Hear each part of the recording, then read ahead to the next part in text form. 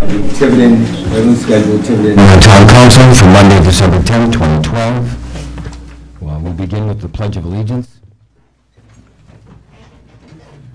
I pledge allegiance to the flag of the United States of America and to the republic for which it stands, one nation, under God, indivisible, with liberty and justice for all. Leona, roll call, please. Councilor Gerlach? Present. Councilor Aruda? Present. Councilor Shabbat? Present. Councilor Lambert? Present.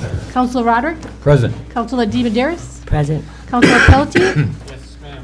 All councilors present. Thank you. We'll have approval of the consent agenda. Business brought before the council on the consent agenda. Approval of minutes from regular council meetings, November 26th. Executive session, November 26th. Workshop, November 29th. Executive session minutes from November 1, 2012. Councilors Aruda, DiMederos, Gerlach abstained, did not attend meeting. Receipt of minutes from the following boards and commissions: Planning Board, Open Space and Land Preservation Commission, Historical Cemeteries, Harbor and Coastal Waters. Correspondence received and file. Report from Barbara Pelletier on the November 20th meeting of the Newport Bristol County Convention and Visitors Bureau. Information from Barbara Pelletier regarding Old Stone Saconnet River bridges. Report on placing pause from Barbara Pelletier discussed at the November 26th meeting. Announcement from Attorney General's Open Government Summit 101 to be held at the Community College of Rhode Island in Lincoln on Tuesday, January 8th, 2013. Copy of correspondence from David Campbell to Wastewater Management regarding Tiverton Yacht Club. A memorandum from A.O.K. Mishad regarding Planning Board members for draft zoning ordinance amendment submitted by Tiverton Yacht Club. Newport County Community Mental Health Center regarding services provided. From the Town Clerk, extension of Bay Street moratorium to June 30th, 2013. From Kate Mishad, Planning Board Administrative Officer, November Activity Report. Town Administrator, 3-year revenue expense forecast being forwarded to School Committee with a request for joint meeting. Are there any items that wish to be removed? Yes, Mr. President, I'd like to remove items CA1A and CA1D. Okay. Any others? Okay, with the exception of CA1 and D, looking for a motion. Second. All in favor? Opposed? Okay. Excuse me. Mrs. Shabbat? Yes, thank you, Mr. President. On item A1A, on the last page, under 2, at the top, Assistant Town Solicitor, Peter DiGerio, approval of agreement. Just like to see if it could be amended that I mentioned that there was no contract and that it should go out for RFP. If you could check the recording.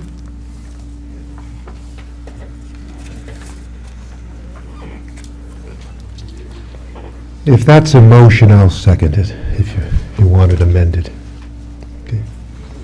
And just exactly where did it fall in? Oh, this is right here at the end. Yeah. Last page. Right. Oh, okay, yeah, and I remember you did that. Yeah. Yeah. All right, so moved. Second. So the motion is just to indicate, Joan, that an amendment to indicate your opposition and your desire to go out to RFP, and that there was no contract provided, right? Yep. Correct. Did I catch that right? Great. Okay, we have a motion and a second. All in favor? And Mrs. Shabbat? D? On A1D, I'd like to amend the minutes at the top of the second page. Okay. Hang on a minute. These are the executive session then? Yep. Yep. Okay. Oh, I think, Yeah. are these still sealed? Sealed, yeah, we'll have to do So I that. think we should move this to executive session to deal with it with the minutes, because the minutes are still sealed if you're gonna start talking about the minutes. I have no idea what you're gonna say, but All I want is, the second was not by Coulter, the second was by Shabbat. okay. Guess it won't hurt to have. Okay. Coulter made the motion, and I seconded. So the second paragraph at the top of page 2, where it says seconded by Counselor Coulter, it says, should be Counselor Oh, right, Shabbat. yeah. Okay. Okay, and you have those changes, Leon, so we can, and then we'll take care of those in executive session. Okay, thank you. Anything else, Mr. Shabbat? That's it? Okay, then I'll take a motion regarding CA 1A and D to accept. So moved. Second. Motion made second. All in favor?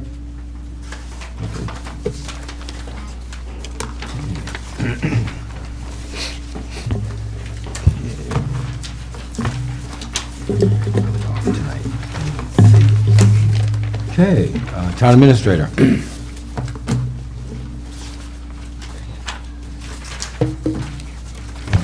No, excuse me, not you. I'm missing a page here. I'm not having a good night. I have a cold and I'm not feeling good. We have an open forum. I know, it's going to be a quick meeting. Let's go. I'm All I was sorry. going to say was present. Public forum. Okay, Cynthia Hassan? I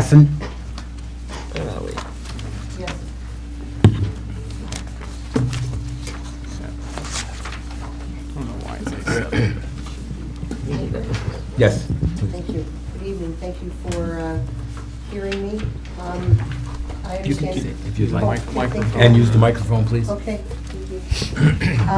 Cynthia Hanson, formerly of Tiverton, recently of Little Compton. I understand that you're going to be considering proposals for non-quit school this evening in your executive session. And I have put in a proposal through my realtor, Carol Guimond, Coldwell Banker, and I wanted you to be able to put a face to the name. And my proposal is for a single-family residence with an organic farm and is completely in accordance with the current R80 zoning there. And I intend to also continue the tradition of non-quit school by forming a charitable group, Friends of Non-Quit School, to contribute to local charities. So I'll be glad to stay if anybody would like to ask me any questions about the proposal, but I don't know if I can stay for the executive We don't comment session. on this anyways. We don't comment on this. Right, the council doesn't usually comment as far as the public session, and the council is in fact going to discuss this in executive session. I don't think there's any intention to accept a particular bid of proposal at that executive session. I obviously can't speak for the council, but it's really more to talk about where we go from here. All right. So I think you'll have your chance, but this isn't the time. All right. And the executive session this evening is closed to the public? That is correct, yes. Thank you very much. Thank you. Hey, Barbara Pelletier? Hi, we're working on this brochure to highlight us, and I put on each place just a very rough draft. I didn't even spell check it or anything like that. But what I would like is if somebody has any great objections or whatever, put some input into me, give me a call, and then when Mr. Schmidt and I talk about it, and whoever else is going to be in on the thing, you know, we have a greater idea of what is okay with you and what isn't. It's more so that prevent disaster before it happens type of scenario, and that's pretty much, I do, if you have any great ideas, any whatever, please let me know. Okay, thank you. Thank you. Okay, public hearings and public presentations, acting as a board of licensing. Shannon Farrell, doing business as Coastal Nutrition, 1723 Stafford Road, requests approval of victualling license for new business, subject to meeting all legal requirements. Is Shannon Farrell here? I'm here for Shannon. I'm doing business with Sybil Pacheco.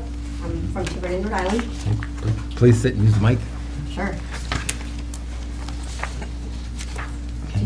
What would you like me, we're proposing to open a nutritional club at the Bliss Corners, right next to the Dunkin' Donuts, in that area right there.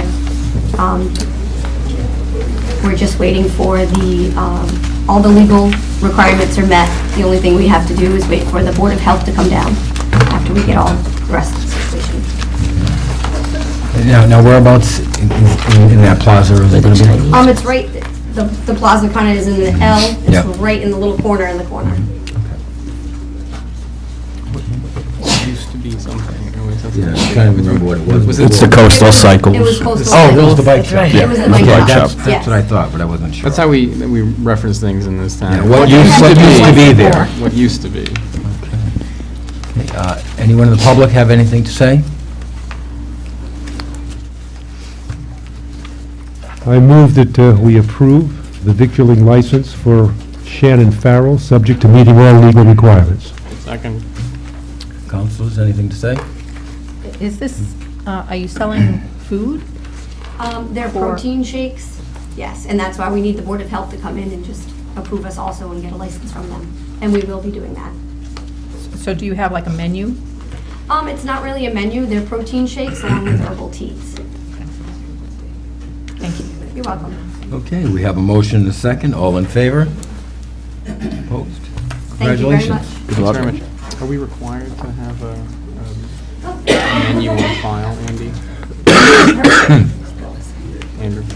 Yes, So, what, she'll have to submit that. yes, and- that okay. would be one of the legal requirements. So just to clarify, you will have to submit a menu when you're, oh.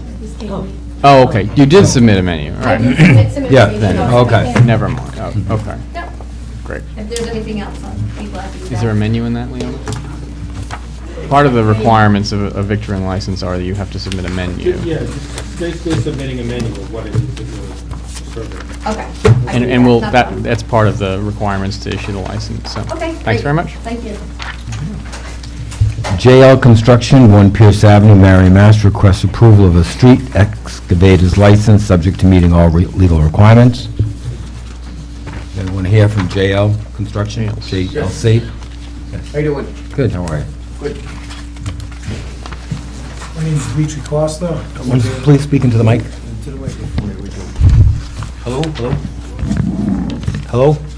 Is it on? Yes. Yeah. Maybe not. Is it? It'll pick you up. All right. My name is Dimitri Costa with JLC Construction. Here to try to get a license to do some work in the town. Actually, the sewer repair.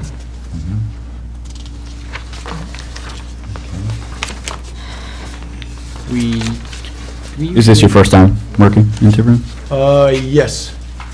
Most of my work's out of New Bedford. I do a lot of work for the city of New Bedford, UMass, Brown University. Most of my work's prevailing wage work. Basically doing somebody a favor, helping somebody out by tying in their sewer line. Anything from the public?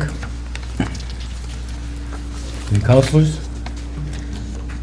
Your equipment is located in New Bedford? Marion, Mass. Marion? Yes. Very good. Thank you. Yeah. I just wanted to make a note that we typically get a endorsement or a letter of support or otherwise from the Director of Public Works. I know, I was looking for that. Yeah, I see it. it's not in here, and he's not here tonight, so I just would bring that to everyone's attention, and I suppose we could just make that license pending, Well- you know. If I may? Sure. I did ask him if he needed any letters, because I am a bonded contractor with New Bedford, Fall River, Mashpee, Mass. I do a lot of work with the Wampanoag tribe, Dartmouth, Fairhaven, Fall River. And I asked him if I needed some letters, and he said it wouldn't be necessary. So, I don't know. If you guys still need it, I can produce it for you. Well, we usually get a letter from him. Oh, okay. Yeah, he just opines from the audience and I says, see. yes, sir. Signature. Oh, Yeah. do we? Very well. Yes, you signed my application. Petition, you approved it. Okay. About the blank line for town council. Why do I not see this? That's the legal- Oh, here we go. Works, yeah. Oh, all right, Yeah, I mean, normally we do get a note or he tells us something, but it's okay. that's fine. All right, anything else from the council? We'll entertain a motion. So moved. I move that we grant a street excavator license to JLC Construction, subject to meeting all legal requirements. Second. All in favor? Opposed? Congratulations. Thank you. Thanks very much. Okay, Black Goose Company doing business in Black Goose Cafe, 2160 Main Road, request victualling license continued from the November 26th meeting. Anyone here from Black Goose? Yep.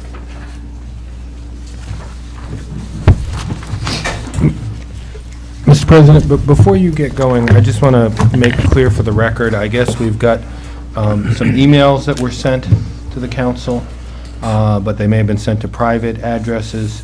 So I think just to the point of making it clear to the record, and we try, if people have things, they should send it to the clerk. But if we could just pass this out, make sure that everybody at least is on the same page.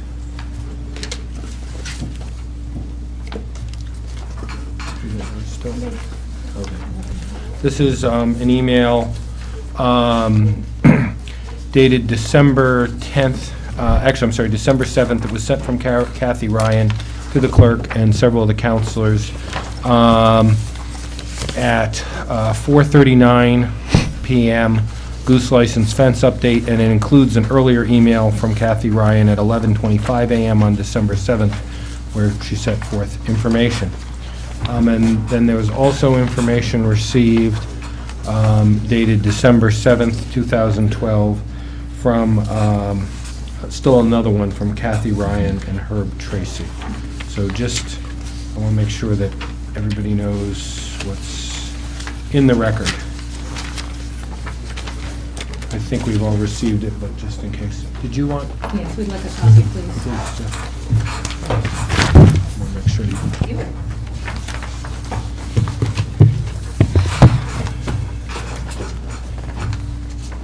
Sorry, I just want to get it out there. I want everybody to know what's there. If you have anything in writing, I don't believe you sent anything in. No, we didn't. No, okay, fine. Sorry. Okay. If you'll introduce yourselves. I'm Dr. Nicole McDonald, owner of the Black Goose Cafe. Stephen McDonald. Okay. I guess there's been some issue regarding a fence and whether or not it was a requirement. Right, no requirement. Okay, well, that's why we asked the question. We wanted to make sure that it was checked into. But, apparently, your neighbors are upset or not happy. I'll just go over quickly. Can I summarize this quickly? Sure. All right, back that was when we were dealing with Chris Spencer. We were trying to work out some negotiations. We tried to say we put up a fence. We did put up a bamboo type style fence.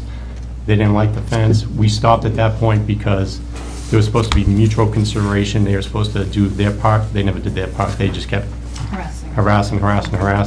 So basically this turned into a gift that I was giving them. There was no written, I agreed to this, they agreed to that. So we stopped at that point. After we got the liquor license recently, I listened to Mr. Pelletier and I remember he said you gotta be good neighbors and do what you can. I offered to put up a 150-foot stockade fence, had a professional fence guy come down. He said the only way this can go is to go on their property across the wall. They would raise it up. I presented that to Mr. Tracy and Miss Ryan, and he started saying he wants it here, he wants it there. This was between former council Mr. Nelson, correct. And I said, listen, this is where it has to go, 150 feet, that's all. I'm reaching out to them saying, this is not in no way a requirement. I just said, again, based on what Mr. Pelletier was saying, being a good neighbor, made that offer at my expense, put that out there for them, never heard a response. I said, the quote only lasts so long. I said, that's my offer, that's it. That's where we stand. I don't know what more I can do. And There is no requirement, though. Yeah, No requirement. that's The why. goodness of my heart, Yeah. trying and going above and beyond. Yeah. I don't know what more you can do and say Despite 150 continual feet harassment from 5 across years of there for you. harassment, He wanted the this is enough. stockade fence, he wanted a certain height. The guy said, this is where it has to go. What more can I do? And then I get bad press because the council, I'm the only one out of 135 licenses written up. I never We heard didn't about know. this. And I have customers coming in saying, what's the matter with your license? What's the matter with your license? So I get bad press Just because of complaining neighbors. because someone writes that Nothing to email stand and on. there's no complaint, This is are there ridiculous. violations on my license? No. No, I think Go ahead. What was that issue? When someone makes a complaint during an open hearing, Right. it has to be followed up on. And so we took the time to research Okay. to see if there was a restriction placed on the It's license. just, you know, it's just Yeah, kind no, of I know, frustrating. I understand you're Very, very frustrated, frustrating. and we understand that, you know, and it's unfortunate sometimes when neighbors can't get along. Right. You know. No, I was there this weekend. There is a fence. He didn't like that fence. That's not a fence in his eyes. So we're That's a- talking the back fence? Yeah, that bamboo-style Yes. fence. The one where the little patio is? Yeah, there's Yes. a bamboo fence. I put it up there to screen. Nothing will Yeah. satisfy these people. It's all irrelevant. We have gone above and beyond. If a 150 stockade fence from this beautiful fence company doesn't satisfy them, this is the What more fence I can I have in do? my office, there's nothing more we can do, really. And it's just continual harassment, nonstop. It's at the point where, I mean, it's more than any business should have to take. And they're making income off of their Yeah, property. 2/3 of his property is income property. So he wants a He rents fence, out pay the money two and out put of the fence three. up. You can have any He- fence you want. Dig into your pockets, not I ours. pay town taxes, you know, I pay my property taxes. Why am I With our required to go deals, above and beyond? we're done. Anything else from the council? Mr. Tights? It's a public hearing. Anyone from the public?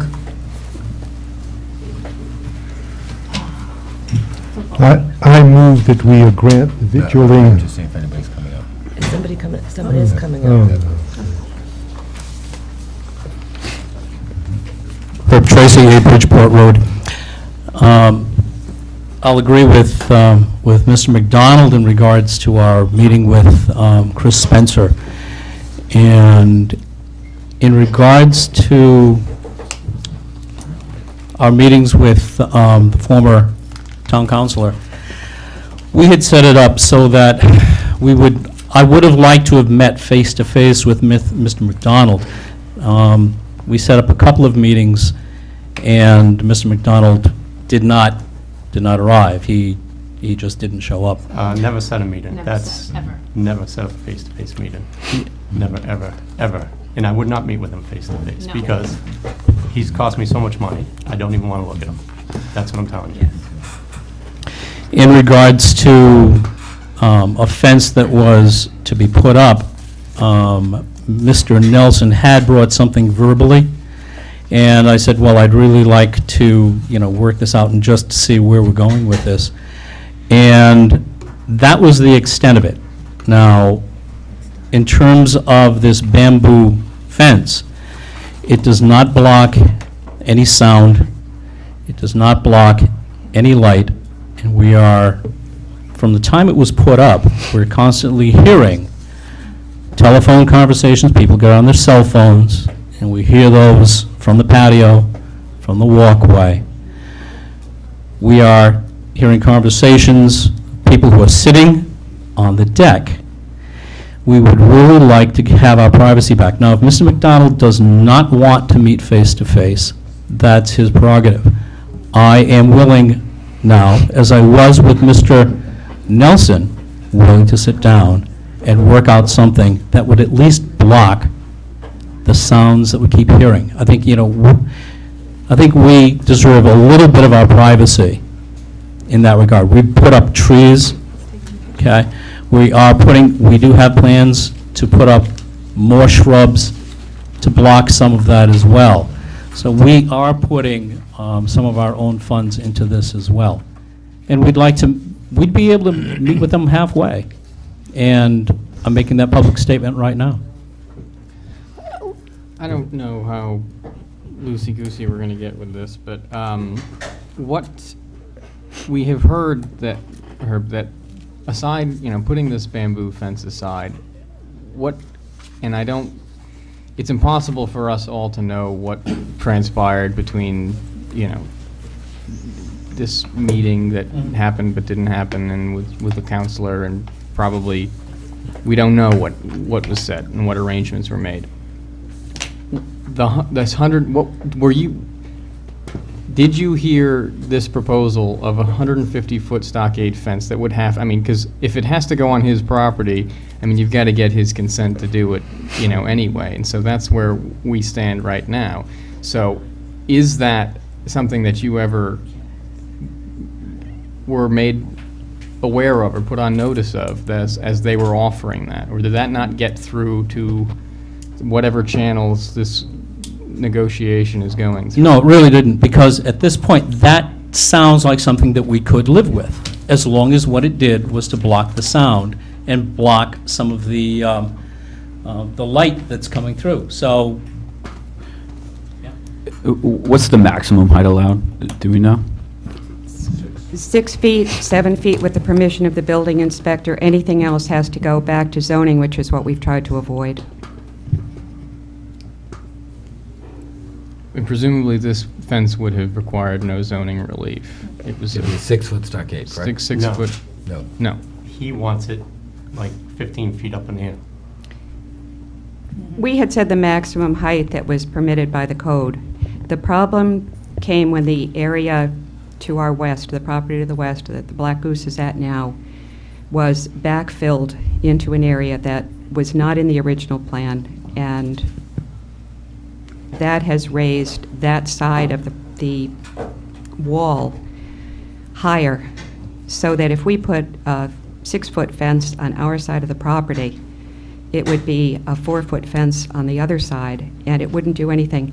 We're hearing personal conversations in the winter with the storm windows down, and I can't believe that this is something that the customers are comfortable with if they knew, and it has nothing to do with personalities. It has entirely to do with the physics of sound.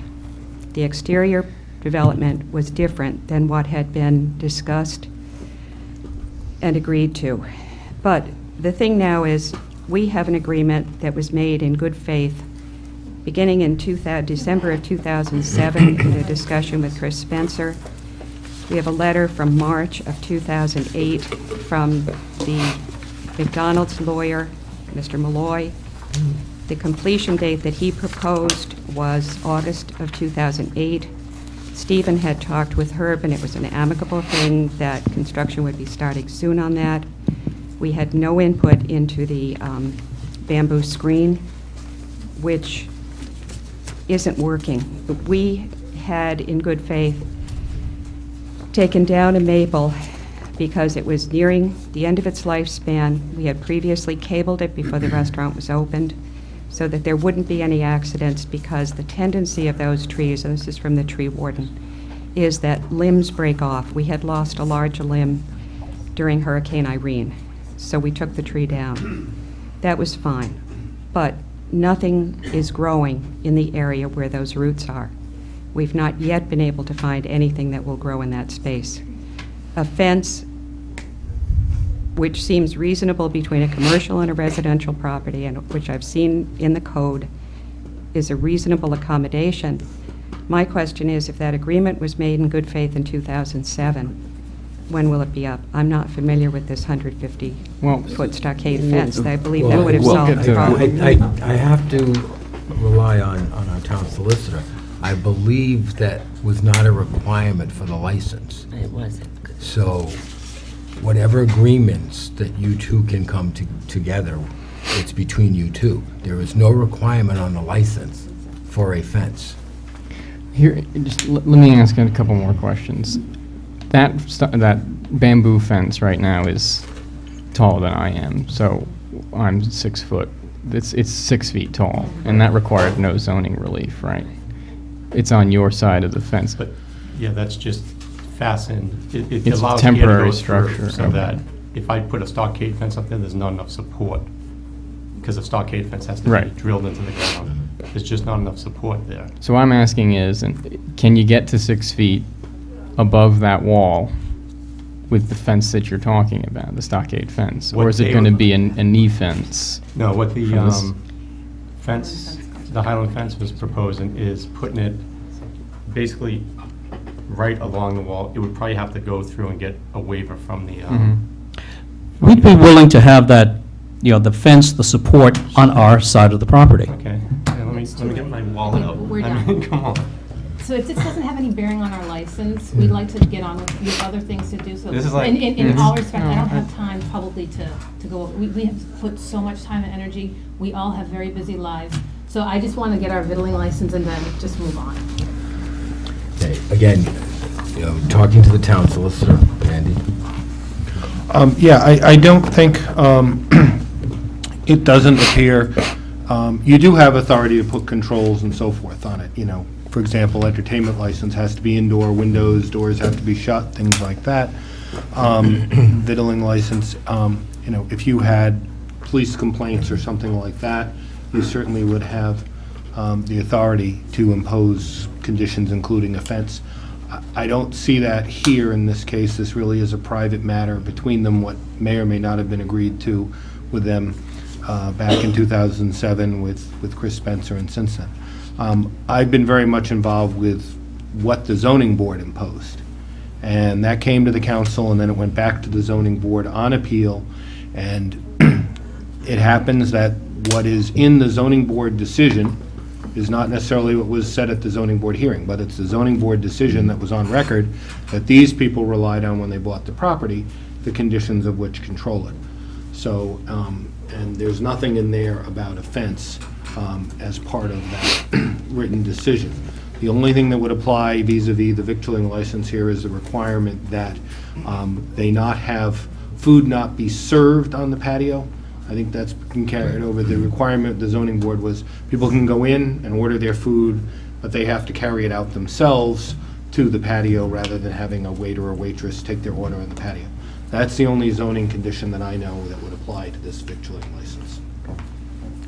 Okay, if I could offer just a little voice of reason.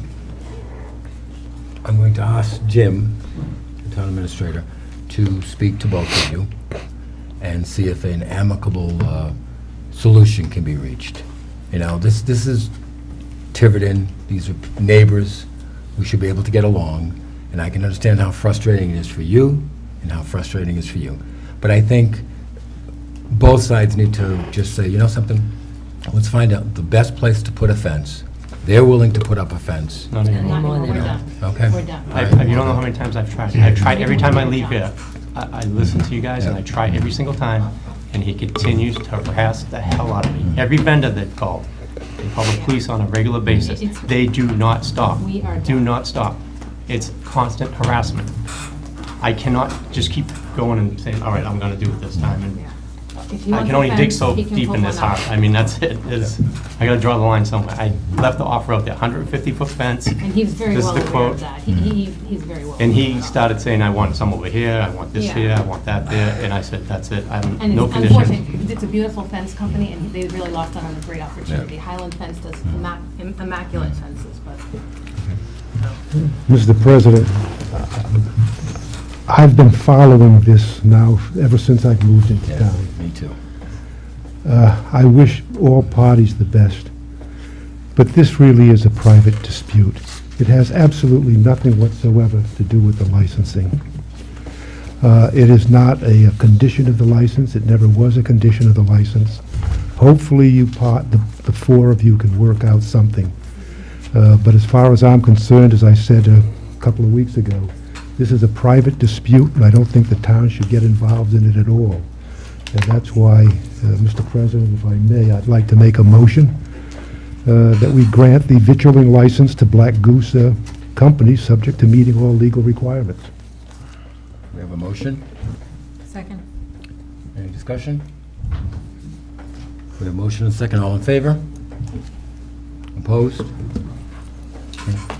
Thank you. Could I just make a last comment? The license was never the issue. And there were some comments that were just made that I really dispute, but I'm not going to address But anything. again, I'm asking that as neighbors, let's see if we can work this out. Yeah, that would be very helpful. Again, I just want to say thank you very much for those of you who have at least listened to what we've had to say. Thank you. Okay, thank you. Appointments and resignations. Harbor Master Davey Vanier, a request reappointment to Harbor Master position to expire on December 31st, 2013. Recommendation from Harbor and Coastal Waters Management Commission. Mr. Vanier unfortunately could not be here this evening. Anything from the council? Just one item, Mr. President. Just, I wanted to note for the record that the chair of the Harbor and Coastal Waters Management Commission, Mr. Bruce Cox, is highly supportive of the reappointment of Mr. Vanier by correspondence of October 10th, 2012.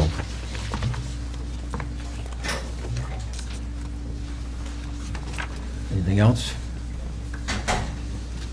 I would just have 2 words of support for him as well, echoing what Bruce has said. His commitment to the town is outstanding, and his dedication to the job he does is very much appreciated, and I wholeheartedly support his reappointment. Would you like to make that? And I would so move that we reappoint David Vernier, let's see, to the Harbor Master position to expire on December 31st, 2013. We have a motion? Second. We have a second. All in favor? Opposed? Send congratulations to Mr. Vanier from the council. Okay, we're going to have interviews for boards and commission vacancies are advertised for appointments on January 14th. First is for the Juvenile Hearing Board, Donna Cook, 192 Hilton Street.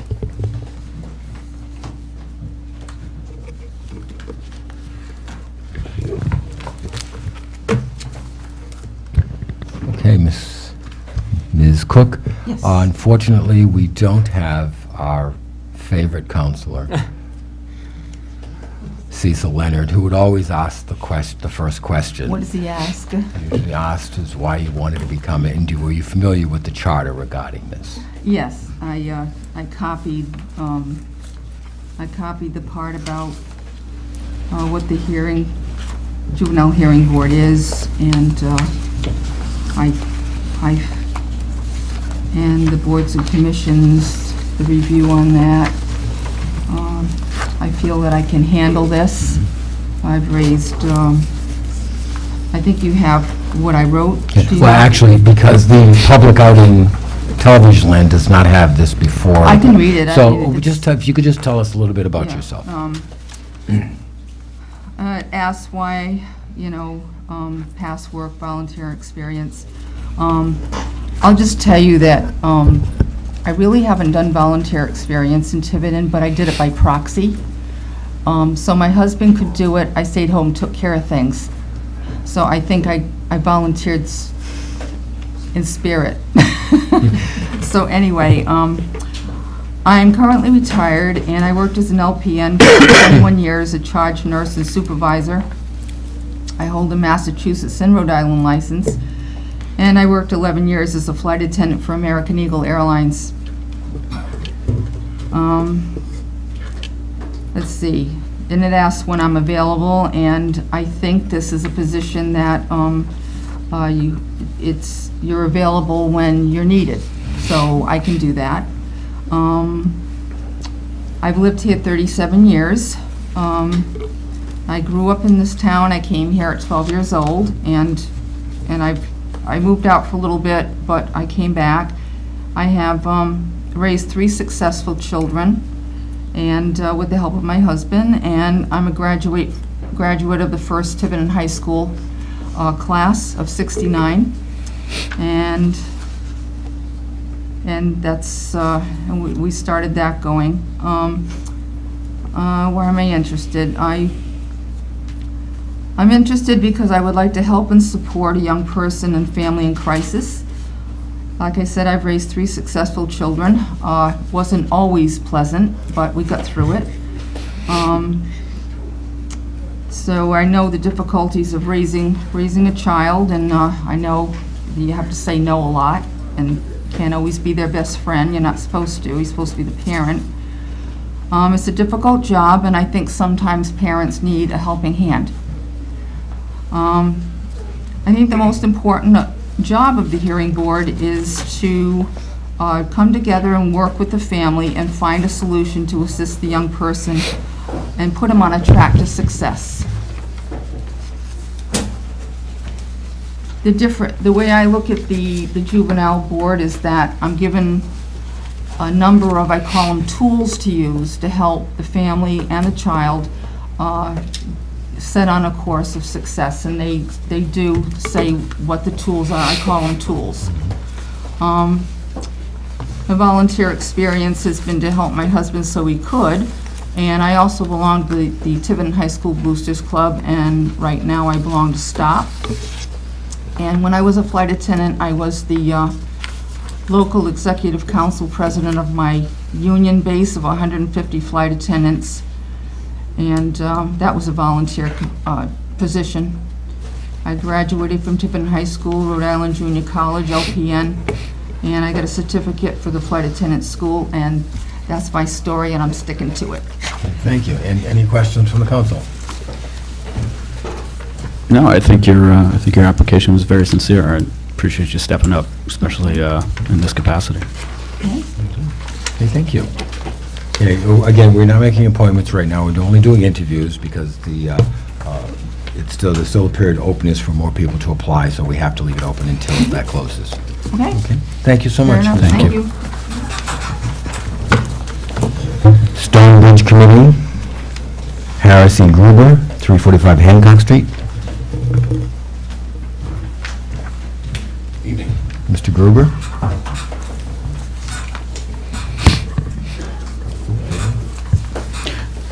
Could you tell us a little bit about yourself, Mr. Gruber, and why you're Yes, applying? I've been in the boat business my entire working life. I was on the Harbor Commission here for a couple of years, 2008 to 2010. And I was a yacht broker for many years, but for the last 20 years or so, I've been a tradesman doing boat varnish work up and down the coast. I volunteer at the Herreshoff Marine Museum right now, and I'm the boatkeeper over at Battleship Cove. I take care of a fleet of 25 or 30 small boats. And in my background also is the operation of a boatyard that I owned many years ago, including refurbishing that waterfront. And everywhere I've been, I've participated to one extent or another in waterfront development, enhancement, attracting visitors, and improving the facilities, and that's something I'd like to participate in here. On the Harbor Commission, that was a focus of, the Stonebridge was a focus of my interest, and I thought a couple of years ago something was going to happen, but the funds were not available, but I dug into it anyhow, and now that it's reaching fruition, I'd like to be part of that. Good. Anyone else? Okay. Again, thank you for your interest, Mr. Gruber. As we said, we're not making appointments this evening, so we'll be in touch. Thank you so much for your interest. Thank you. Yeah. Economic Development, Susan Gill, 1392 Main Street. Hi, Ms. Gill, how are you? Okay, again, people don't have the opportunity of having this in front of them, so if you could tell us a little bit about yourself. Okay, it was very brief what I put on that with my initial inquiry. I guess first of all, I just wanted to say I went to the Tiverton meeting last Tuesday, and I wanted to thank a lot of the council members that spoke up in favor of the stopping the bridge tolls. I think it was really encouraging to me to hear, the people in the public eye stand up and make that known. Because the more I thought about it going into economic development, that would just make it that much more of a challenging of a position to go through. So hopefully, things will work in our favor. A little bit about my background. I grew up on the West Coast. My early life I spent doing critical care nursing in Seattle and California area.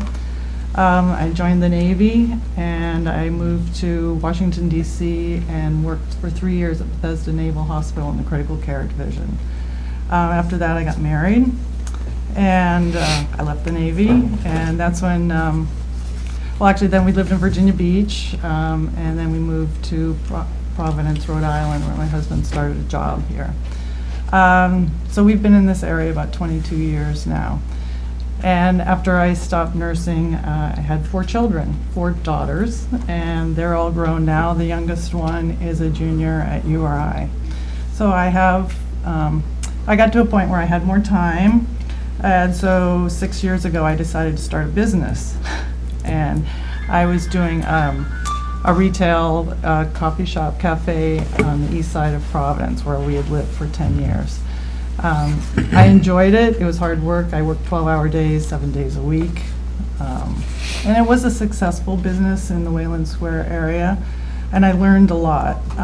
Then last year there were some significant health issues within my family, and I had to make the very difficult decision to give up the business, to walk away from it at that point. Those issues have resolved. My life's on more of an even keel, so then for the last year, I've been trying to think of what else would I like to do. And I guess I see Tiverton as just a beautiful area. I've lived in different parts of the country. We lived here for 13 years now, and it just seemed like there's so much potential in this area. The other thing is, in the 13 years we've been here, we've watched our real estate taxes quadruple, and that's very difficult. And I see on Highland Road, I mean, everybody sees all the for sale signs up, and you just see like this exodus of people leaving Tiverton because they can't afford to live here anymore. So just the more I thought about it, it's like, you know, you need an economic base. You need to establish something, and it just seems like there's a lot of possibilities here that I've been giving thought to. So I also would like to make a contribution to the town. I've been busy with my family life and other things, and now I feel like this would be something. I also served on the high school committee when they did the football field and all that, and I enjoyed that. I also have done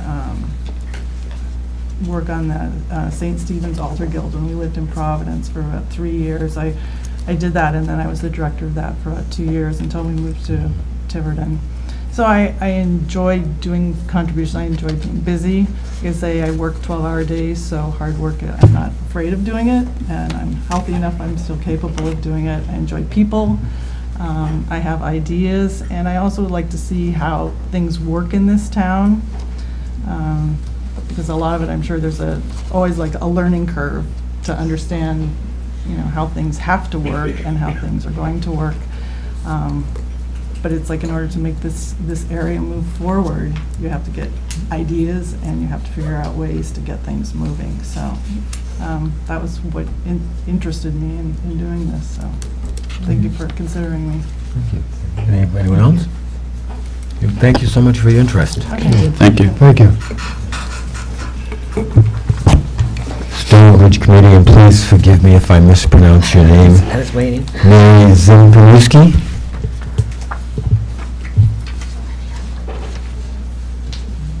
Is Mary not here this evening? Then we'll table it to the next meeting. Okay, unfinished business. Councilor Gerlach. Sure.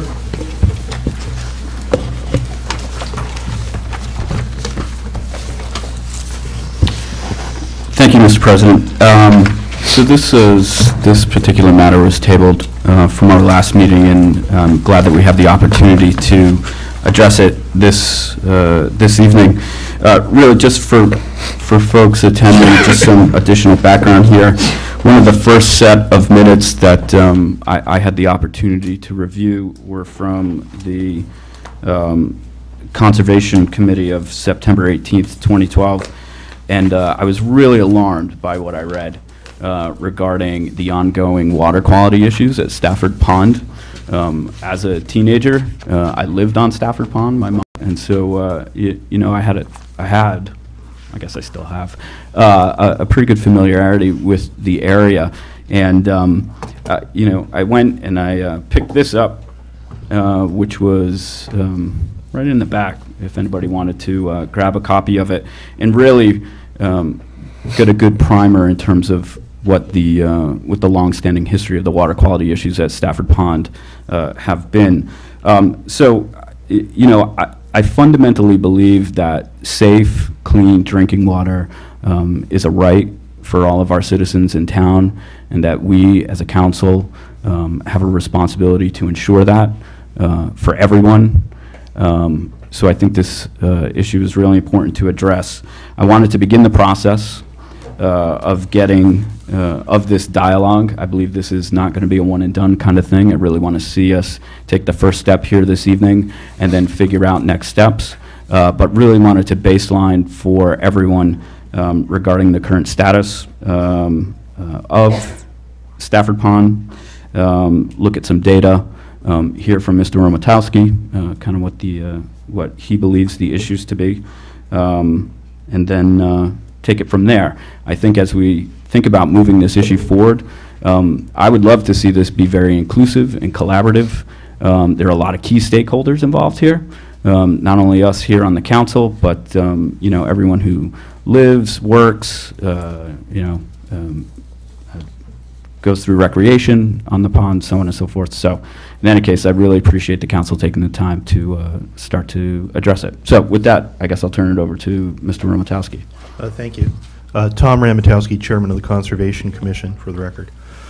I think we do need to pay more attention to the condition of this pond. As you know, this is the drinking water source for a large percentage of our town. If you live in the Stonebridge Fire District area, all of your water comes from this pond. If you live in the north part of town, like I do, and you have the North Tiverton Fire District, then some of your water comes from this pond. It's a mix with some from Fall River. But the common trend is that we are drinking, we are bathing, we are using this water, and there are things going on the pond still, unfortunately, that put the quality of that water at risk. One of the major things that continues to worry us to no end is the fact that the state goes out of its way to stock this pond with fish and to encourage all kinds of fishing expeditions or contests and such on the pond, even using gasoline-powered motors. And a lot of those motors, because of the way they're designed, they actually spit out some of the gasoline unburnt onto the water. And the setup that Stonebridge has to process the water is designed to filter out bugs like bacteria. It's a kind of a decontamination system for that, but it can't handle chemicals. It doesn't have a charcoal system or something like that to filter out these chemicals. So whatever ends up in the water through these activities stays in the water, and we end up getting exposed to it, at least those of us who have it. Now, we used to have a fairly active group, a homeowners association around that pond. That's about the time when this was being generated by the state. And in fact, many of you who are involved with the education in town know that we have a program where the fourth graders all get a copy of this guide, and there's a program where the Lloyd Center comes in and tells them about the pond and all of the things that we need to be careful about, because it is our drinking water supply. But not sure that all the adults in town necessarily get the message or realize that we don't really have a backup. If something happens there and the water's compromised, we're in trouble, because there are no big aquifers in town. There's no other pond that doesn't already have a claim on it by somebody else. So this is our source, and we really have to go out of our way to protect it. And there's no process right now to buy land as it becomes available around it, maybe to keep development and things away. As you know, the Graceffa property, which is across from the Bulger Marsh Recreation Area, that big parcel came up and it got bought by a developer who's proposing to build a bunch of houses. And things like that would not happen to the Situate Reservoir or North Watuppa or any of these other real reservoirs that other places use. But for our reservoir, it's under this constant threat of development or something else happening. It's even an officially recognized seaplane landing area. Try to find that on any other reservoir in the country. I don't think you will. So we really do need to pay attention to this. We need to try to work more with Fall River, which I think has more resources than we do, but they also apparently own the water rights to the water that leaves there, so they have a big stake in the program. Right now it's all on us volunteers with zero budget to acquire any land, to try to do things, or even put conservation easements or something around that pond.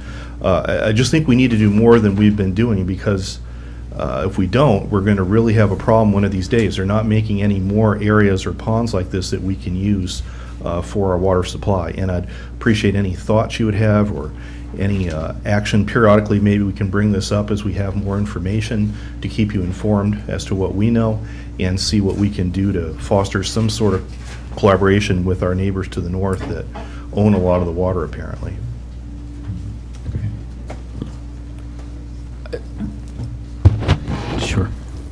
There are currently restrictions on the pond right now as far as boats are concerned. Is that true?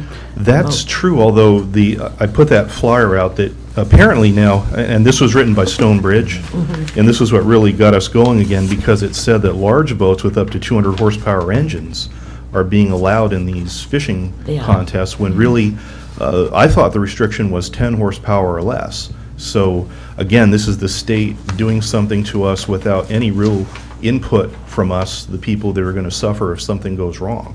And I think we need to have more dialogue with the state to get them to respect this as a reservoir rather than a place where all kinds of activities are occurring. Would we be responsible for enforcing those restrictions, or would it be the state? Who's watching what's going on to the pond? That's what I'm not sure at the moment. I'm not sure who actually put that. I think the state actually has that as that's their rule, that you were supposed to go down to that level, because they're afraid, again, of the gasoline spills and things of that sort, which the filtering plant can't handle. And there's also some restrictions about... Though. It still needs somebody there to say, Right. You can't come onto the pond with that boat. There's also a restriction as to how close you can get to the intake for the plant and things like that, too. So there are other things that people have put in place, or the state has, but I'm not sure how well they're enforced. I don't think they're being enforced very well at all. Right. I guess the main point is, though, that this place is just not treated as a reservoir, and it really is a reservoir. The things that go on there would not be tolerated in the least anywhere else but here. And sooner or later, it's going to come back to hurt us. Mr. Gonzalo? What Mr. Ramatowski has indicated is true. I spoke to DEM probably a couple of years ago now about allowing 200 horsepower boats on that pond. And they said that they are allowed during fishing tournaments. Why?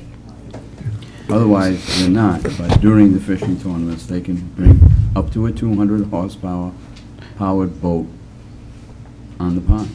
Under what authority does the state? Yeah, I was just going to ask. I mean, we have Who two has the perfect right? examples in this town of ponds that are also drinking water supplies. One of them, you're only allowed to look at it for 15 minutes before the Newport police come and arrest you. And the other one, you can drive a boat or a plane or whatever else you'd like on it, and it doesn't seem to be a problem to anyone. Why is there an easy answer to that, or is there just, do they control water rights on Stafford Pond but not Nonquit Pond? Nonquit Pond is private. It's owned by the city of Newport. It's their drinking reservoir. Right. So I don't know what jurisdiction DEM has on that pond. But DEM does have jurisdiction over the Stafford Pond. Are there classifications of different types of bodies of water for that respect? That I don't know. Something we might be able to. I just don't- like, you know, it'd go a long way in understanding why we have such a strange difference between the two. Mr. Tights, could you look into that for us to see why, if Stafford Pond is a designated water source for the town of Tiverton, it should have some sort of restrictions, and we should have some say as to what actually takes place in and on those waters. Yeah, and it may be that we can maybe get, you know, we need to get two different state agencies talking to each other. I mean, you've got the Clean Water Agency, which is providing money to buy up property alongside it and so forth, and then you've got DEM on the other side, and you've even got different branches of DEM. So maybe we have to get everybody talking together. So, No, go ahead. No, so I think this is fantastic discussion, and I think there's probably at this juncture more questions than there are answers. And so I'm not sure what the best process moving forward is. Well, I'm suggesting that the town solicitor look into what rules apply and why the town does not have a say, and if it does, who will enforce it, and then bring that back to the council, and then I think that will answer some of our questions, and then we can go forward from there. Now, who owns Stafford Pond? I'm sorry, you probably told me. No, it's right here. I know Fall River I live on owns the Stafford water rights. Pond. I'm not really sure who owns the land. That's what I'm asking, who, like, Nanaquacket, Newport owns it. Stafford, Nonquit, I'm sorry. So according to this publication, it says the Stonebridge Fire District, which is a nonprofit quasi-municipal authority, operates the water supply on Stafford Pond. The district maintains a water treatment facility on the southwest shore. so on and so forth. The City of Fall River, Massachusetts maintains the dam that regulates the amount of water in Stafford Pond. Sucker Brook, the outflow of Stafford Pond, flows towards Fall River and is considered an emergency water supply by the city. The Watuppa Reservoir Company provides Fall River with its drinking water and owns the water rights to Stafford Pond. As far as I know, Fall River, when I talked to them, they claim they only own about an acre or two right where the dam is, and that's it. They don't Could own we any other find that property out? around it. Yeah. They don't own the have pond to own itself. property to own the water rights. Could we find that out too, Mr. Tite? Yes. Yeah, I bet you they own the right to any outflow. They don't, I know as a fact that they don't use that as drinking water. They really had to, this goes back to some old treaty from the 19th century, a treaty with the riparian owners who were the mill owners, manufacturers along the Quikasham River, and they wanted to, after the city bought North Watuppa, they wanted some assurance that there would be a steady water supply from South Watuppa. As a result of that, they bought Stafford Pond and other water supplies. All of that treaty became meaningless when the mills moved out, and it became meaningless when they bought, I hope I'm getting this right, is it Lake Nokichoke? Yes. They used Lake Nokichoke to modify the water levels between the two lakes. That's what they do now. So I don't think Fall River has any interest whatsoever. Well, they do own the dam, I know that. Yeah, That- but I that don't little think, that area as there, far as the right. water, they have no use. I don't think that they have any use at all for the water at this point. It says that it's an emergency water supply if something were to happen Yeah. to Watuppa. Yeah. That would have to be a truly desperate Oh, sure. situation, because all of the water comes out of North Watuppa, so I hate to see how they'd reverse that. So, Mr. President, if Mr. Tights takes those questions away and brings them back Yeah, to the and next we'll have a better meeting. understanding of who has control. And then from there, we can, hopefully, we will know if we have a say of what we can do.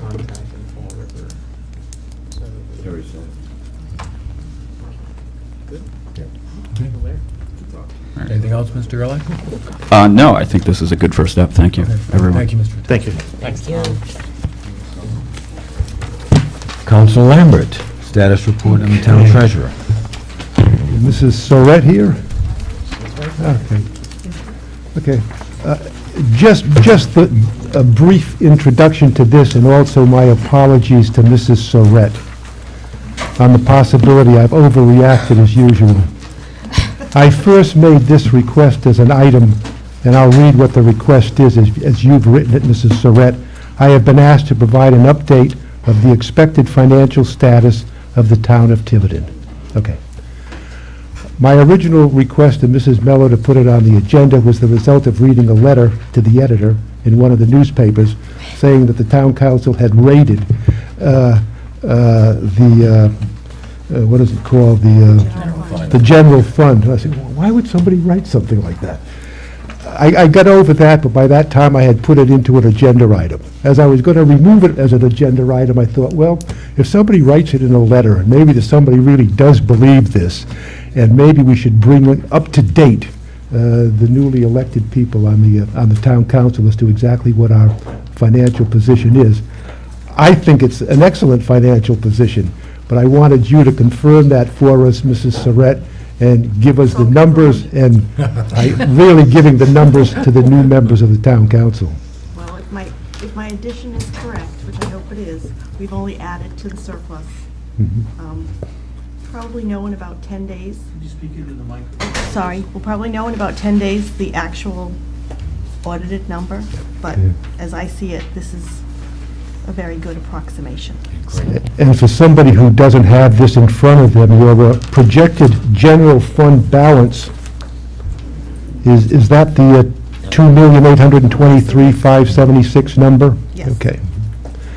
And I think the bottom line is, in terms of what our requirement is for the general fund balance, we're in excess of that. We already have a surplus in our piggy bank, if you want to call it that.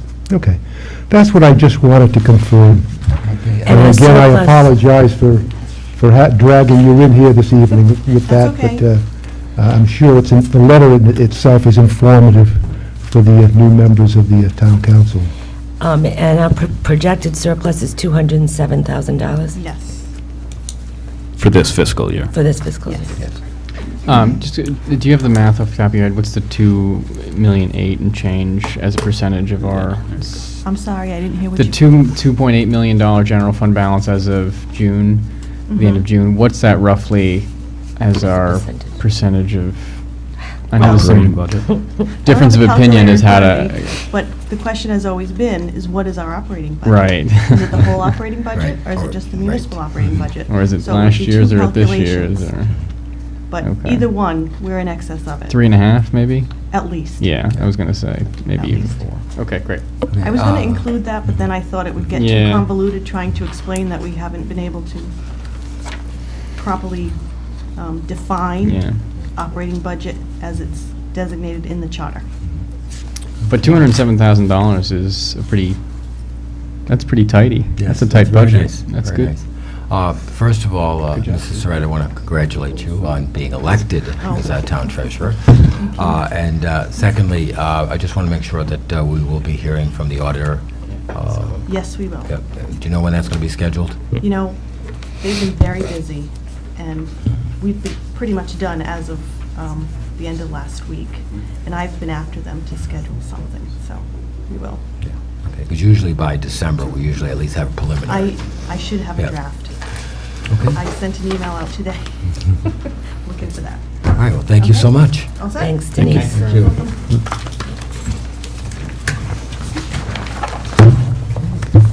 Financial business, town administrator.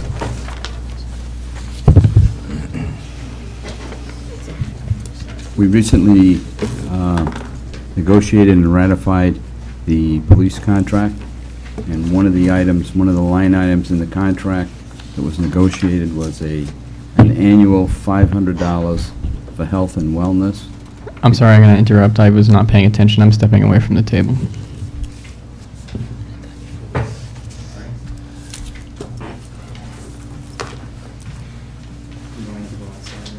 Yes. Just for the record, you're recusing yourself. Not just stepping away from the table, but you're recusing yourself. And Councilor Pelletier, while you're stepping away, could you please check Stafford Pond while you're out there?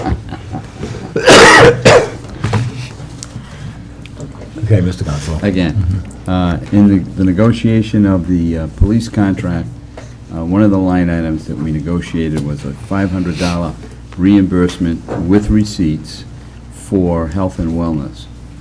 In an attempt to keep our police officers in good condition and able to jump fences, we negotiated this item. And this was not in the budget, but we do have an account that we've carried forward here for a year or so called Future Needs Account. And what I'd like to do is transfer $13,500 out of that Future Needs account into the police account so that that can be utilized for its purpose. Can you show us what the balance is in the future needs account is? Denise's one.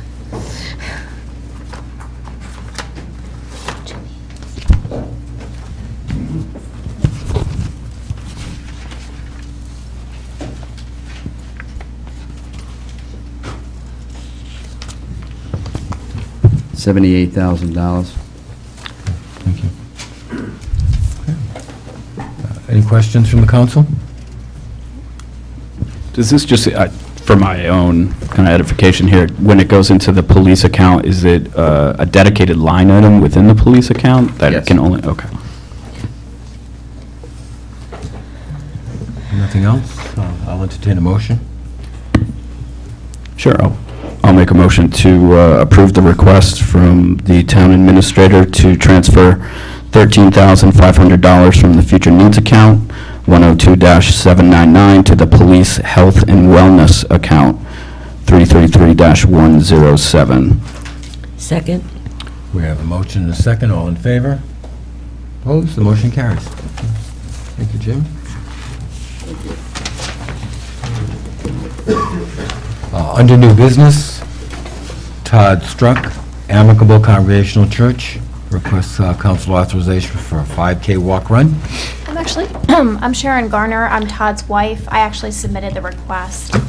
So I'm here on behalf of Amicable to answer any questions. I have several other members of the church with me, including my minister. Actually, why don't you have your minister come up? Here he is.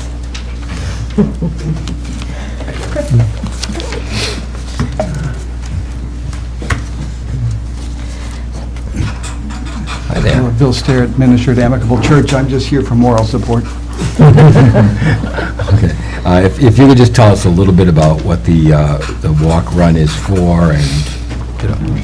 It's going to go into the general account for Amicable Church, but we're hoping to use it for a music program in order to develop more music programs and support the music minister. So that's what we're hoping to do, and we wanted to include it at the end of the Lenten period because we thought it would blend in well with that.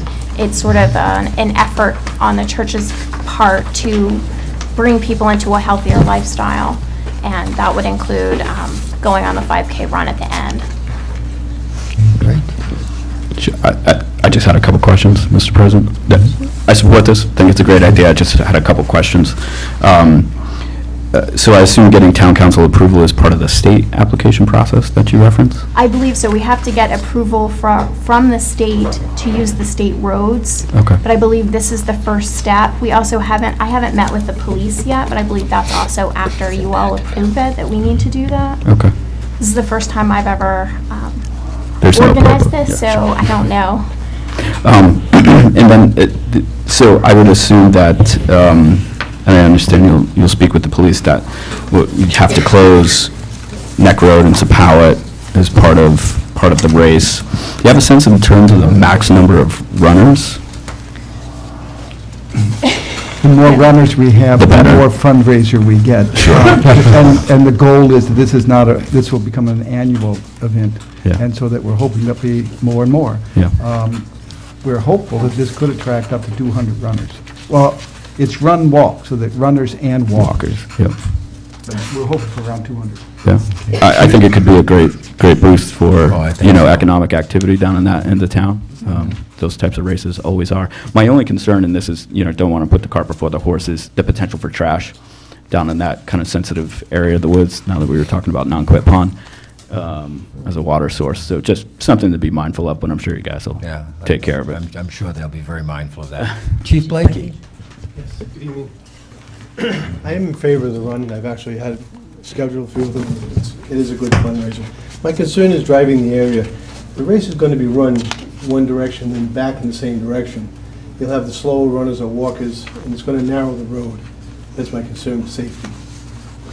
Our thought, this is a work in progress, I'll work right? with you. And we initially had hoped we could start from the church, because we want to advertise the church. Right. But running down Main Road is not what most runners want to do, and certainly not walkers with strollers either. So the thought now is that we would start right behind the Provender on Neck Road. That would we have to close down for an hour Neck Road and Sepauwett, or the bridge part? Yes. I don't expect that many people to come and go within the neighborhood, but we'd have to allow for that to happen. We need your, this is our thoughts and that the goal would be to run just past the bridge and back, because the real advantage is, I've talked to a couple of runners, I'm not, but I'm going to run this one, that is a beautiful route.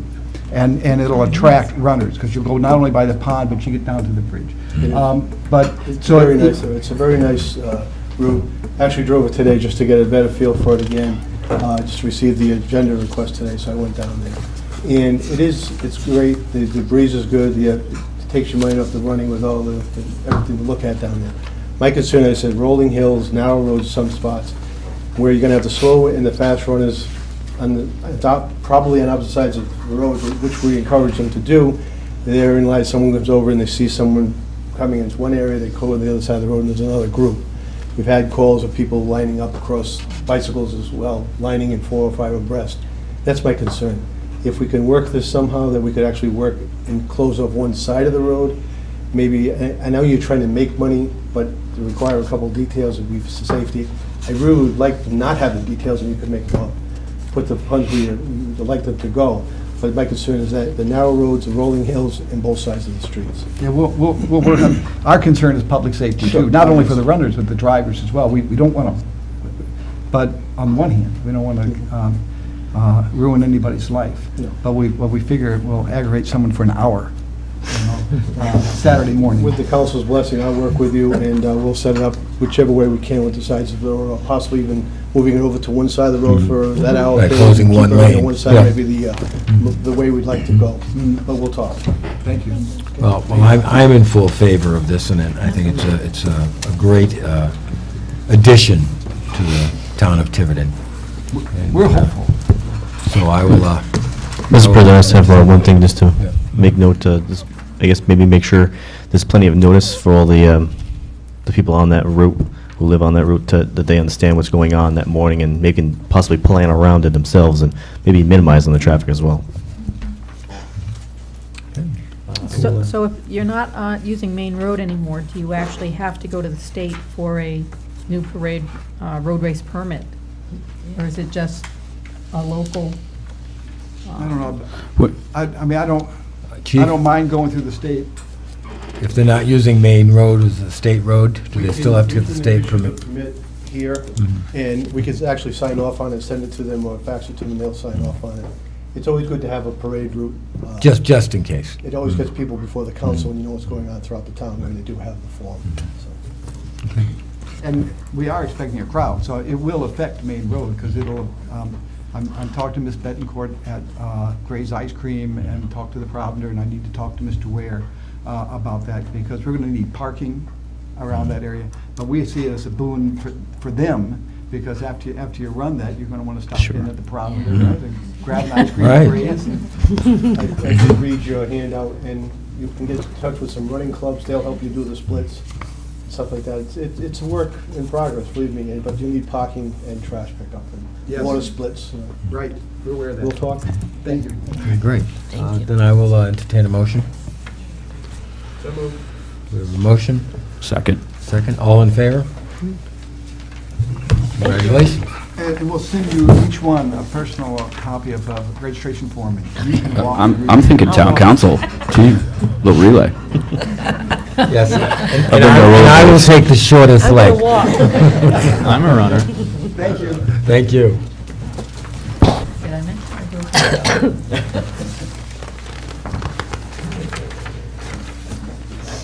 Councilor Gerlach, debrief from the public input sessions for the tolls opposition. Sure, thank you. First off, I'd like to thank each and every person from Tiverton and the surrounding areas who came out to either or both of the public input sessions last week on December 3rd and December 4th. You know, it was a fantastic showing, and a lot of people took a vested interest in it. I just wanted to make sure that as a council, we had the opportunity to quickly debrief from that, talk about any next steps that we as a council body would want to take in continuing the opposition. I did have the opportunity to speak with Representative Edwards, running into him at the event or the input session on the 4th, and you know, it does sound like there will be legislation introduced when the new legislative session starts. So I think that's I think that's positive. But as far as we're concerned, you know, what next steps do we want to take as a council? Do we want to, and I'm just throwing things out there, spaghetti on the wall, see what sticks. You know, is there some sort of legal action we want to pursue?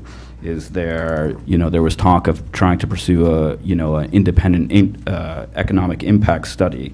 Do we want to submit a joint letter, you know, either with our council or other councils to our federal contingency in Washington, you know, demonstrating our displeasure with the tolls? You know, at a minimum, Mr. Gonsalves, I was wondering if we could reach out to Director Lewis and get a copy of that PowerPoint presentation. That was just for the record. I will. Yeah. And then Councilor Lambert, I didn't know if there was anything from the perspective of STOP, you know, if we wanted to coordinate with or anything like that. I'm happy to draft any and all Well, correspondence. just a few things, just for those who may not know. Luckily for us, it was videotaped by our great help here, Steve.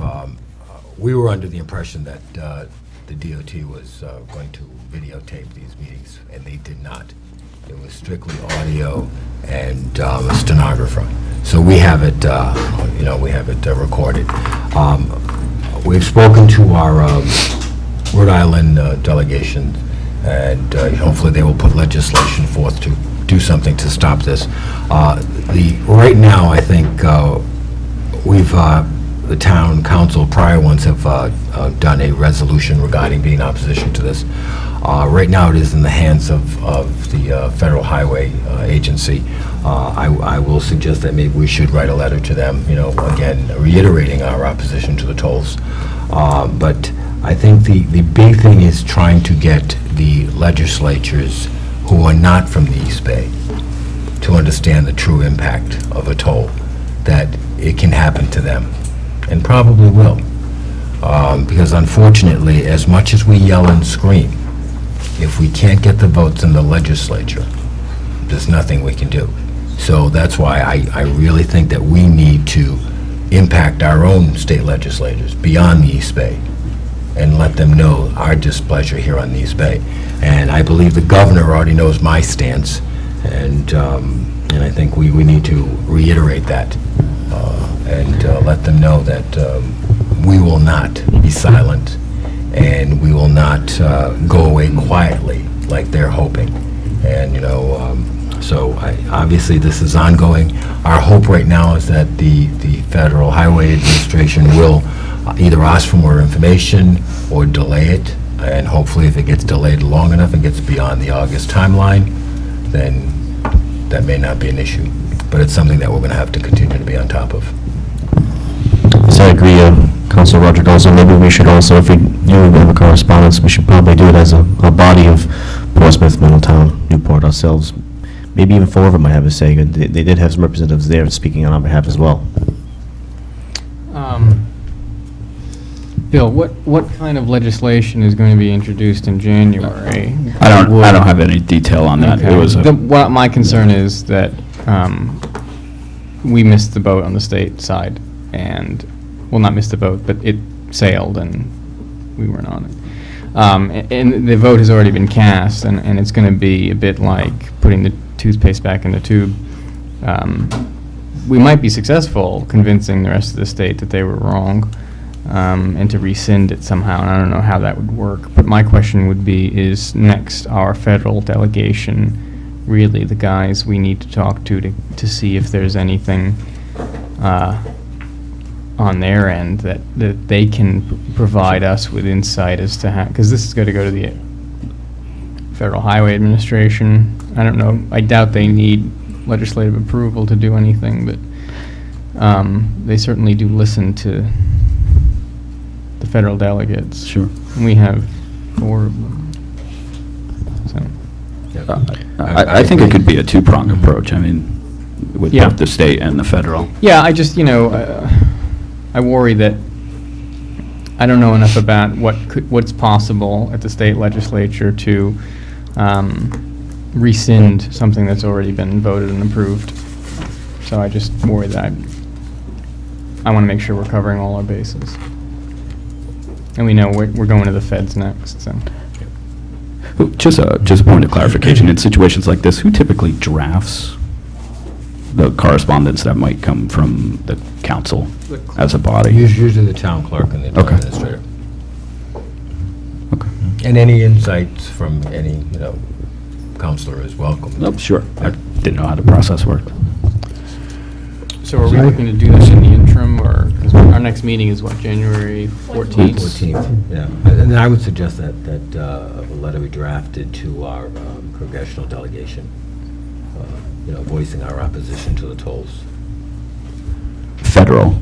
Yes, federal? Congressional delegation. Would it be feasible to contact the other towns as well? I'm sure we're not alone in this.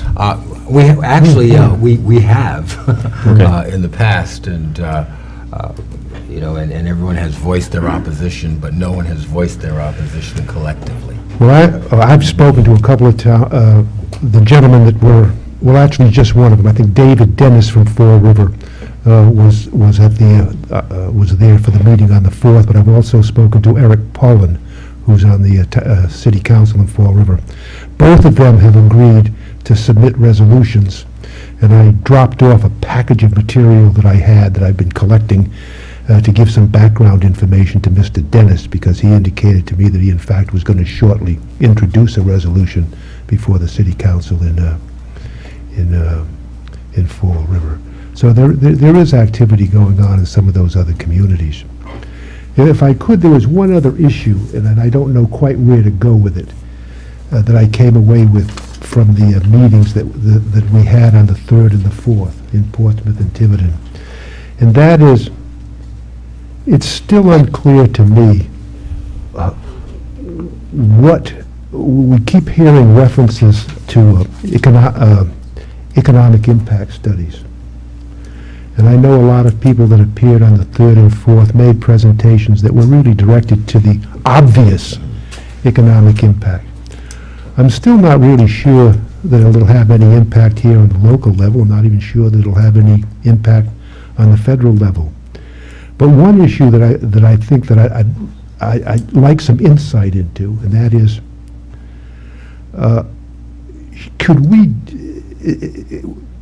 does anyone have any thoughts on where we could direct a request that we in fact have an independent economic impact study? I mean, it's obvious to me that there's economic impact to every single person who lives on Aquidneck Island. If somebody says, yes, I've been to Fall River to shop, yes, I've crossed the bridge to go to Evelyn's, that's economic impact. How much economic impact you need, I don't know. Now, it's all well and fine for us to recognize that there is this sort of impact. But I think there certainly would be some expense involved in trying to put this into some sort of more formal format that could put into dollars and cents what the economic impact will be on the communities. It's my understanding from Tiverton Stop that no organization has agreed to assume that responsibility, and the issue has not even been raised with any of the municipalities. I assume it would be a substantial cost.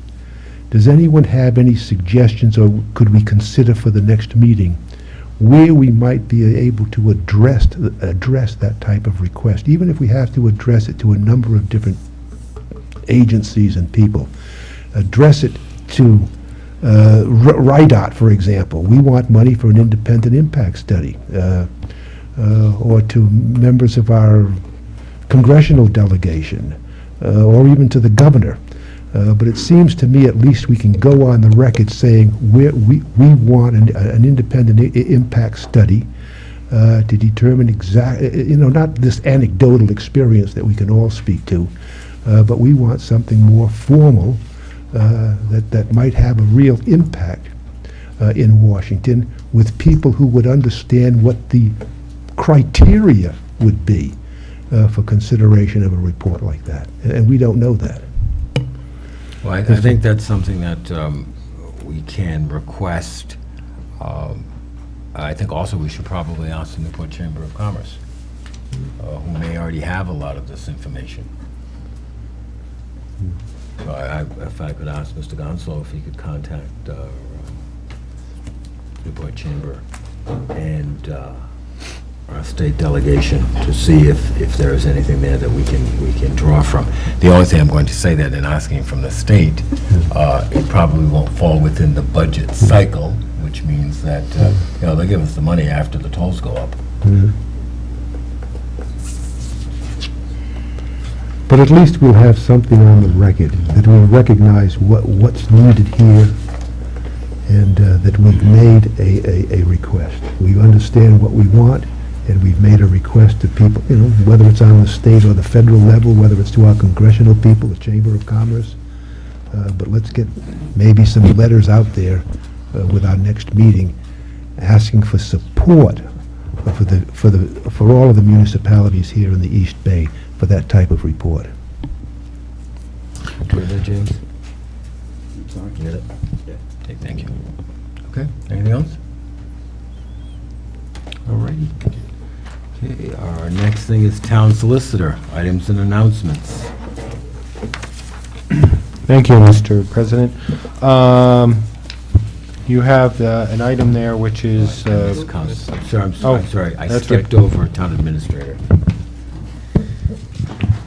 Real quick, our November recycling tonnage. For this November, we recycled 172 tons versus last November, 177 tons. So we're still holding our own. We didn't see a big impact at all with the combination of the single stream recycling, but hopefully it'll at least stay at the levels that it is currently. And the second item is we are going to waive the pay-as-you-throw bags from December 31st to January 4th, which is the week after Christmas. We've done this the past year or so, year or two, and we intend to do it again. And Thank that you. will be advertised? Yes, it'll be on our website and on our bulletin boards. And we'll try to get a public announcement. And I'm in the sure our newspaper. gracious media will pick that up and let them know, the public know. God bless. Only so many column That's inches. big. Quick question, is it possible that we might want to talk about at a later date bringing this piece of, this ordinance up for a refresh and just put that in automatically so that we have a defined period and we don't have to fumble through this every year? We can certainly do it, but That might not be a bad idea. we kind of remember it. All right. If it ain't broke, I guess. Anything else, Jim? No, that's it. Thank you. Counselors, announcements, comments, and questions. Sorry. That's all right. I just had so I was looking through, I know town clerk resubmitted the updated list of commission and board assignments for the council, and I went through it, and I noticed a pretty egregious typo on one concerning the year. And I just had a couple questions. So, on the Comprehensive Plan Advisory Committee, the first paragraph says, whereas the Tiverton Comprehensive Community Plan is due for an update amendment by 2114, maybe we just put that back to 2014. Yeah.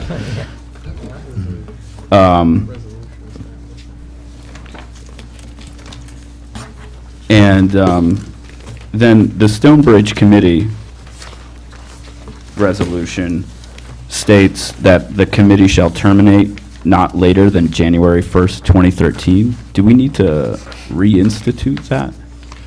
Or am I reading that incorrectly? The last sentence? Yeah, number 5. No, we extended it at the town council Yeah. meeting Yeah. of September 24th. That was already extended. In all caps. Thank you. Sorry, missed that. Okay. Although it doesn't say. Yeah. Anything else? Okay, now town solicitor. Thank you. Item 1, Old Ranger School. When Old Ranger School was sold, it was sold with the provision that it be demolished within a year's time. And we actually put a right of reverter in the deed that if it wasn't demolished within a year, we would get it back. And as I think everybody knows, it's been demolished, so this was just providing for the record that we've released that right of reverter and reentry that was in our deed. Okay. Any action need to be taken, Andy? No. Okay. Just your information. I would, however, like to ask you just to add to the agenda, under litigation, under labor, rather, the petition for union recognition by the department heads, just for discussion. So moved. We have a Second. motion, second, all in favor? Okay, motion carried. Added to the agenda. Yes. And it's basically just announcement-wise, again, December 7th, Friday, was the deadline for an appeal to have been taken, and no appeal was taken on that. Both confirmed with the Department of Labor, and Mike Ursula spoke to the attorney on the other side who confirmed that they were not appealing it. So no appeal has been taken Great. of that decision. Thank you. Anything else, Andy? No, just a couple items in executive session. Okay. Leona, instead of? No. Nothing? Okay, then. Mr. Lambert, do we have a motion? I move we go into closed executive session pursuant to Chapter 4246, Section 5A2, relative to litigation, James Pelletier, Tiger Tree versus Tiverton. Second? All in favor? And remain in closed session pursuant to Chapter 4246, Section 5A2, Ray litigation, potential litigation involving the Tiverton Yacht Club. Second. Motion second, all in favor? And remained in closed session pursuant to Chapter 4246, Section 5A5, relative to disposition of public property, specifically the non-quit school. Second.